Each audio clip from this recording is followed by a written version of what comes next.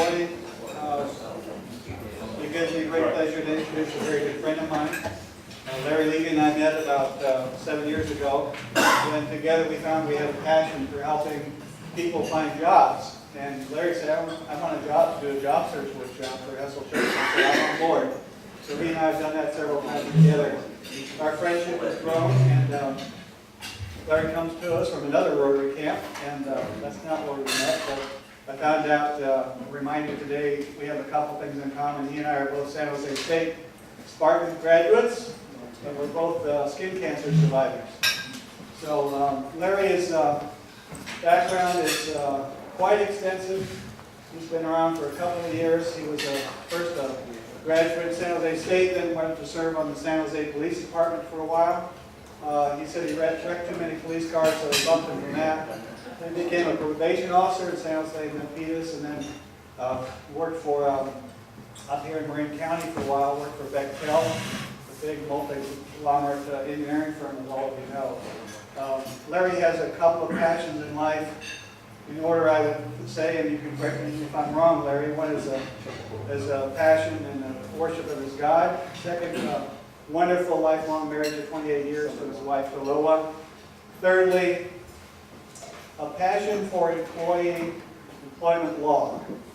Larry's the kind of guy that stays up nights and reads law books and law reviews. That's not my shtick, but that's what he loves. So some of you follow the 49ers, the Giants and whatnot. Larry's thing is getting his head into law. He is this close to being an attorney because he knows that much about labor law, that close to being a sheet of paper with a thing saying he's a JD, but he's not.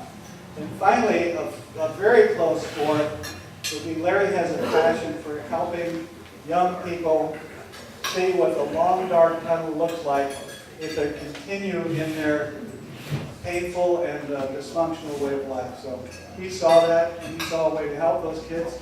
About 10 years ago, we've had a phenomenal partnership with San Quentin Prison for the last 10 years, and together with his friend Larry Harrison, they're going to present to you today and share that story with you. So please join me in welcoming Greg Levy.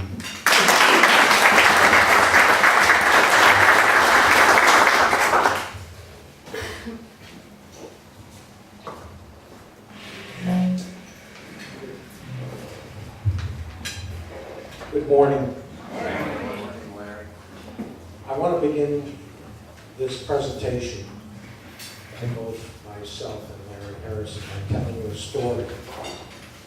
About 6 years ago, I was working out at San Quentin, and we had a very good-looking young kid from Richmond come into the program. I'm going to describe the process to you later. But suffice to say, the program is run by the inmates and involves a process where the inmates that I'll refer to later as squires or squire members sit in a circle surrounded by the young men that Larry and I bring. This was a 15-year-old kid who announced to us that he had just bought a gun and he was going to kill another 15-year-old kid from Richmond, and this other 15-year-old kid had just taken out, on a drive-by shooting, this young man's sister. There's nothing funny about this, but it was interesting that a number of the inmates were in San Quentin for the very thing that this 15-year-old kid was planning to do. We worked with this kid for about 2 or 3 hours, the end of which he announced he was going to get rid of the gun. Now, the Squire sponsors, people like me, people like Larry Harrison, along with the inmates and some correctional people, worked on this kid, as I said, for 2 or 3 hours. Did we prevent a homicide? I have no idea. But I do know that the program that Larry and I are involved in is very profound, it's very effective, it's incredibly intense. What I'm going to do is describe to you how I got involved in this. I'm going to tell you about these young men I'm going to tell you a little bit about San Quentin, what it's like. Then I'm going to describe to you the history of this program, and then I'll describe the process, and I want to kick it over and give Larry Harrison some time to talk about what it's like from his perspective. A couple of caveats, if you will. This is not a Rotary project. This is a project that is run by the Department of Corrections. That Rotary, and I'll take partial credit for this, got involved in about 10 years ago. Secondly, I don't want to suggest to you that this project is any more valuable than what you, ladies and gentlemen, do up here. As a matter of fact, in my club, this is a relatively small project. It has expanded. We are now involving about members from 6 different Marin Rotary clubs. The other thing, and this is truly unfortunate, San Quentin is a medium security prison. I'm not allowed to take a single picture. So I apologize for that.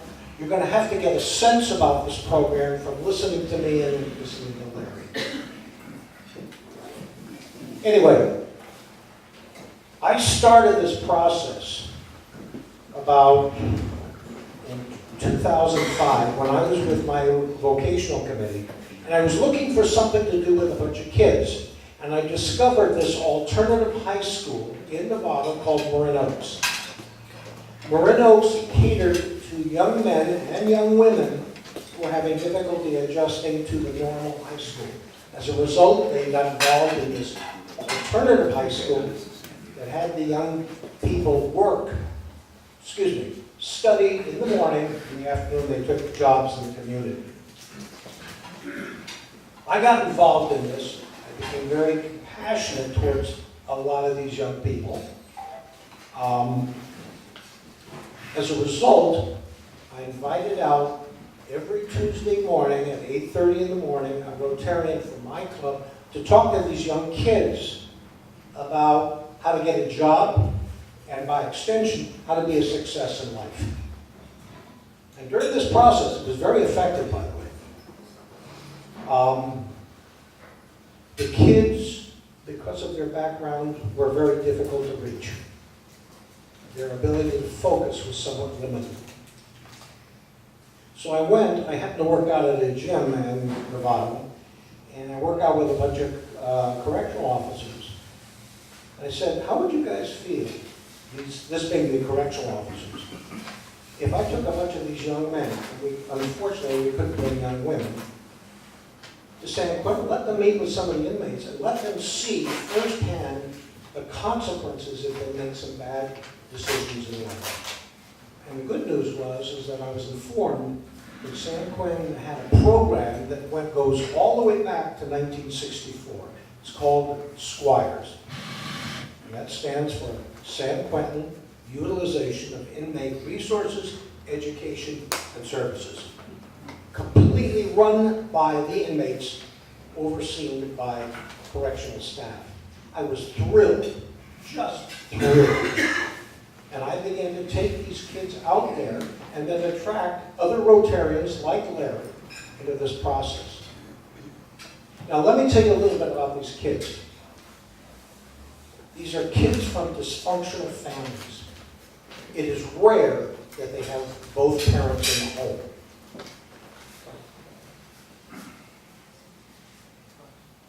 They're angry, they're depressed, their ability to focus, their ability to understand is sorely limited. We had a couple of kids who were literally living on the street. They were into gangs, they were into violence, they were into drugs, they were into thievery. And they're just on the cusp of becoming career criminals. There's an expression that San Quentin uses that is true, and it goes something like this. You either raise your kids or the streets will. And that's exactly the type of kids that we were working with. I remember we draw from all parts of the Bay Area when we're looking for kids.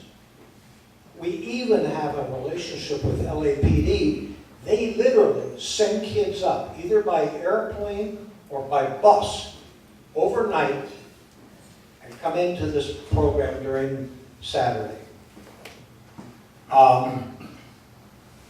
They're tough. And I remember the last time, several years ago, we had a bunch of young men come up from LA, all Hispanic, they all dressed in black. It was like having an army there. We brought them into the facility, and I remember they came into the rooms, and we divided them up into various rooms. Again, I'll talk to you about the process later. And I asked these kids, there were about 15 or 20 kids in this one room, and I said to them, how many of you guys have fathers living at home? And not a single hand went up. That's the kind of background. These are the kinds of kids that Larry and I and others work with. They're really angry, and in the Hispanic world, they don't show that. But it comes out, and it typically comes out because of their acting out and their criminality. Let me tell you about San Quentin. Have any of you ever been there? Wow. I'm thrilled to hear that. Not for your San Quentin is a very scary, foreboding place. It was built around the Civil War. It's easily 150 years old. It sits at an enviable part of real estate in Marin County. The walls are 40 feet high. The walls are 6 feet thick. And every 50 yards or so, there's a guard tower. In the guard tower is a correctional officer with an AK-47. It used to be the Northern California Reception Center for anybody going into prison. That has since changed. It also houses 800 inmates on death row, all of whom are awaiting execution. We're talking about a facility that at one time housed upwards of about 7,000 to 8,000 people that has all changed with the politics and the mandate to the governor to begin releasing non-threatening inmates. We're down to about 4,000 inmates, including those on death row. And because of the exchange and receiving people from the community, we got a lot of very dangerous men in San Quentin right now. This particular program started in 1964 by an inmate on death row by the name of Ross, quote, Patch, unquote, Dillon. And he was shocked to learn that his young boy was following in his footsteps and had just been admitted to San Quentin. And he went to the warden at the time. We're going back to 1964 now. He talked to Warden Duff and he says, listen, my life is over. I'm awaiting execution. There's something we can do to prevent these young people following in our footsteps. And that was the inception of the program. Since then, the program has attracted some very unique inmates into it. And again, we refer to them as squires or squire members, who are very bright, they're very articulate, and they are totally, completely committed to helping kids. The majority of which have been in custody 25 or 30 years.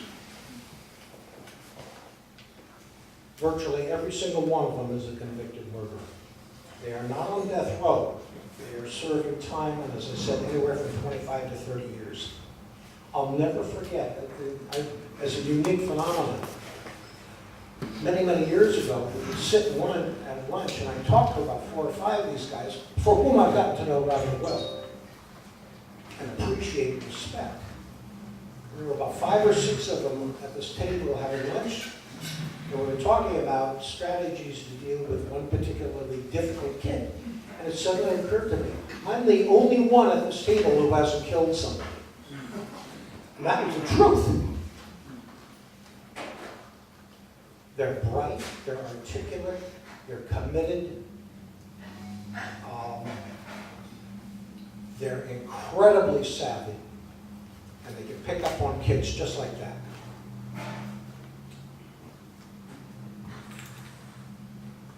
They get absolutely no benefit whatsoever from participating in this program. As you know, most of the inmates in San Quentin are double cell. They share a cell that is probably smaller than your closet in your bedroom with another man. They live in about a 6-foot by 9-foot cell. They don't get any perks whatsoever for participating in this program, but the program has an incredible reputation among the community.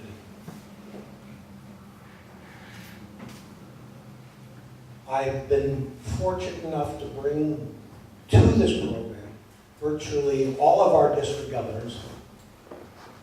They've been impressed, and I was flattered that in April of 2010, this program was written up in the Rotarian magazine.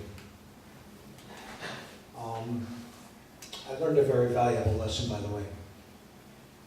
Rotary sent out a journalist to interview me as a way of writing this article, and I told the journalist everything about my childhood, which was not dissimilar from a lot of the kids I'm describing.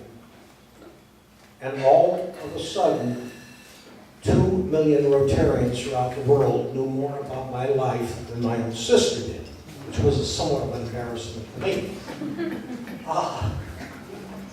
The process works like this. We draw kids from San Francisco, Sonoma, Marin County, virtually all of them. A lot from Richmond, a lot from Oakland. When these kids first come in, they think it's a school excursion to have, and then they walk through the Sally Port. They're coming into the prison, and all of a sudden they suddenly become aware of the fact this is not a plaything. This is serious.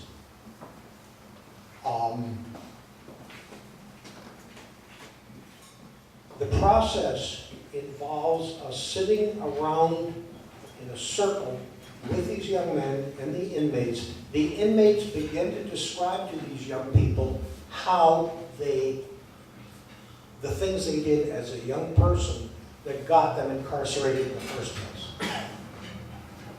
There's very little confrontation. Confrontation with this kind of a young man, just plain old-fashioned, doesn't work. They've been confronted their entire lives, and it has had no bearing whatsoever in terms of turning this around. Then they try and draw out these young people and get them to talk about what's really going on.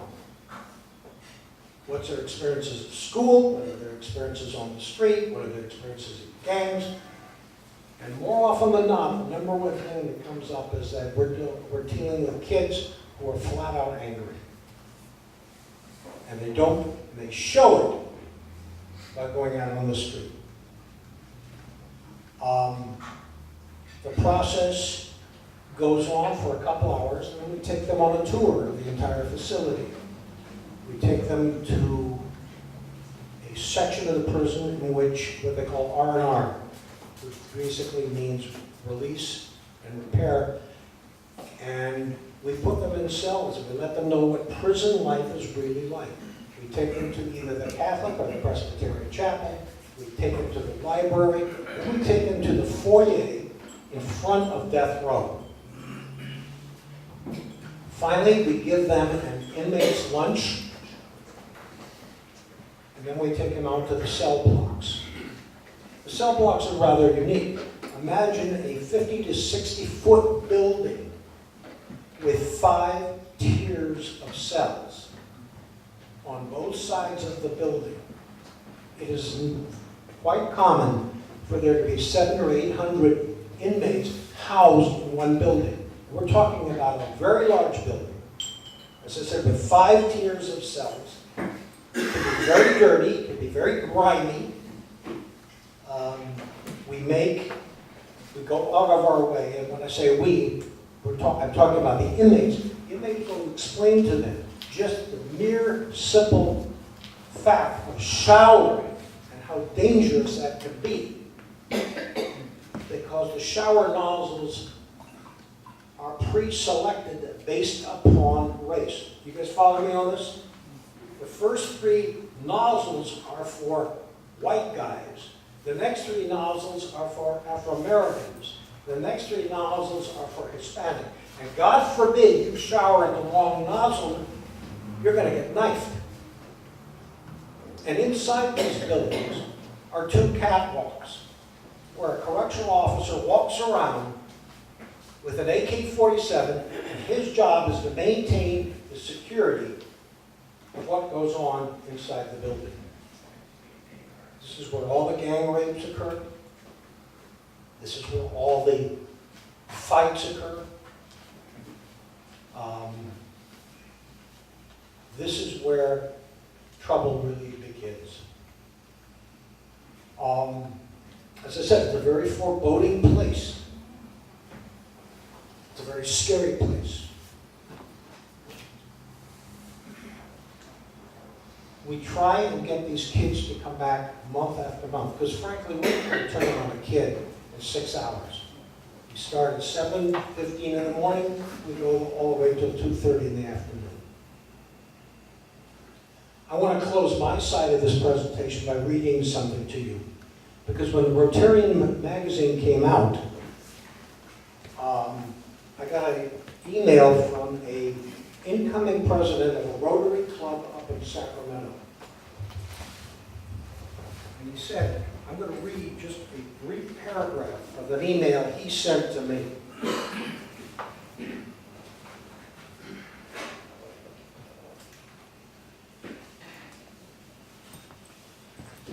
By the way, I'm subsequently invited to address his Rotary Club, just like I'm going to be talking to you guys. And this is what this man said. He said, and wrote, I have recently read the article in the Rotarian about your work with the Squires program and your passion for helping at-risk teens. I myself was just a wrong decision or 2 away from a similar life behind the bars. While I was not a gang member in 1981, or any other time for that matter, I was an 18-year-old boy who thought he was a lot tougher than he was, and so did most of my friends. By and large, we turned out all right, but 2 of my friends made a bad choice on one night. I could easily have been with them. They were caught and convicted of rape and murder. They both died in prison from AIDS while serving a life sentence, or what amounted to be a life sentence. To learn about a program like Squires gives me the hope that 2 similar boys among a smaller group of teenage friends like mine will not have to share that fate again. Thanks to people like you, programs like Squires will succeed. I want Larry to come up and share a little bit with you about what his experience has been, and then we'll spend a little bit of time fielding your questions. Good morning, how are you? First, I'd like to say that the Squires program, it's not a conservative issue, it's not a liberal issue, it's not about longer sentences for inmates, shorter sentences, better conditions, worse conditions. It has nothing to do with that. It only has to do with helping these boys make a better choice in their life. So when you go into this kind of program and you're listening to what's going on inside, you really kind of got to take your prejudices and just kind of toss it out the window and realize they're there to work to change the path that these boys are on. And I'd just like to open the window a little bit for you to kind of see what we do during the day in these sessions. And as I'm going along, I'd like you to remember the 4-way test, because the 4-way test comes into this almost in every avenue that we do. There's some part of the 4-way test involved. So when these boys come in, they come to an agreement with the Squire members. Also, any adult or parole officer or whoever else comes in with the boys, as their sponsors, has to come into the same agreements that of confidentiality, that they're not going to use what some of the boys that are friends or live in the same neighborhoods are not going to use what they hear there against them in the outside. And if a parent hears something that they didn't know about their son, that they can't use that also against them. You know, why didn't you tell me this kind of thing, and punish them for that. Also, they agree to tell the truth. Number one, tell the truth. Also, and some of the things I'm going to say in phrases are, these are their words. These are the squire's words or phrases, or the boys' words or phrases. They're not mine. I mean, Larry and I didn't go to school to learn this. All of this has been absorbed over our years of going and listening to the stories. So when they talk about being real, keeping it real, they're just talking about being it straight. Don't try to bullshit me. Don't try to, color the story anything more than really what it is, because we're going to see through it anyway. And that, to me, is an amazing feat that these men have. I mean, they have been in jail for 20 plus years, 25 years, 30 years, and so on. And they've gone through many classes, many sessions, therapy sessions, over probably the last 5 or 8 years, somewhere in there. Because they all have the same story of, I did the same stupid stuff I did on the streets, and I did it in prison. And then finally I woke up one day and said, what am I doing? I haven't moved one iota. I'm never going to get out of here unless I change the way I am. So then they started to go through these therapy sessions and so on. And that's where they've learned and been self-taught as well as being taught by some professionals. So they have much better insight dealing with youth than Larry or I do. I mean, youth, any kid, I have a 15-year-old granddaughter. She has the barrier of all barriers. She's got Captain Kirk's calling up there, lasers or power on, kind of thing. And so she's got this, and as soon as she sees an adult, she's going to say, whoa, I'm not telling them everything. I've got things that in my life I'm not going to tell them. Well, these boys are that times 2. So, but these Squire members, they talk in such a way, and they have the same experiences that these boys had when they were their age, that this barrier kind of melts away. Now, I'm not saying that these kids stand up and go, hallelujah, I'll never be bad again. I'll be good for the rest of my life. But what these Squire members do is they plant a seed, and they tell a story, and they're the end story. When I was 14, I did the same stupid stuff that you're doing now. I hung out on the same corner that you hung out on, or you're hanging out on now, talking the same kind of crap that you're talking to your friends about, and here I am. And here you're going to be my cellie unless you change your path.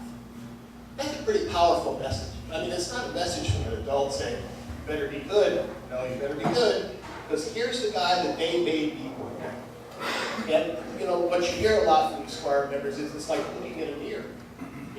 When I was 14 and 15 years old, the stories, some of the most extreme stories, the kids that are the Squire members that are about 38, 39 years old, they killed the first person when they were 15 years old. This guy, one of the stories he tells about, he was standing with his girlfriend, and a kid was walking by with the wrong color on. And he was going to pump up and show his girlfriend how tough he was. He went over and put 6 shots in this guy's chest. Convicted, 25 years to life. Here he is in jail, and he tells his kid, I'm 38 years old. I've been in jail longer than I was outside. And I don't have a lot of prospects of getting out before I'm 45 or 50 years old. So what kind of decisions are those? So it's these kids looking at this and they hear their stories. They can see themselves, and you kind of see their eyes. I was in sales for 25 years, so it's always about watching someone's eyes, body, So they come in, they're all toughed up, they're leaning over on their knees, they're not listening very much. And so initially when we come in, the Squire members tell their stories. And especially when this kid tells a story, that our kid is 38 years old, I killed the first guy when I was 15 years old. And I went, my homies, my gangs, they were my family. I didn't have a family life. I went to the streets. They were my family. They gave me the love that I didn't get at home. So what happened after I shot this guy? Who turned me in? My homies. Who testified against me? my home. Who haven't I heard from in 25 years? My home. And it's not uncommon because you watch around and look for these kids and you watch for the recognition in their eyes and you see the same thing. They're nodding. They're looking at each other. You know, there's some recognition there. And that's the seed that hopefully one day down the road will make them, help them make this change in their lifestyle. Moving into building better friendships that is beneficial for all. After the day is over, they've gone through the shower, so they're listening to stories of these shower stalls and the violence that goes on there. And you have this much room to shower. And what the story is, you got a 300-pound guy next to you. So he's showering here too. So are you showering this way? No, because there's a guy over here that may be just as big or just as mean, and that's not going to take this kind of thing. So there's no privacy. They have their toilets in their cells and so on. And these boys are just kind of in shock in some cases. They just can't really fathom what this lifestyle is and how long these guys have been in jail. But I think the thing that draws me is this seed, this planting of the seed. There's people out afterwards, because if you would go to this kind of event, go home and nothing happens later, there's not a mentor or someone there to help reinforce this or come back to the program again, then it's really kind of haphazard what's going to happen. There's no quantitative way of saying how many kids have been helped. The only way you can find out this kind of thing is by talking to the counselors that come in, these anti-gang groups that come in, or their parents or so on. And quite often you'll hear of, he has changed a bit. He has softened a bit. He did go to school yesterday. These kind of little steps. There are all these baby steps that you have to go through. So it's a very rewarding program.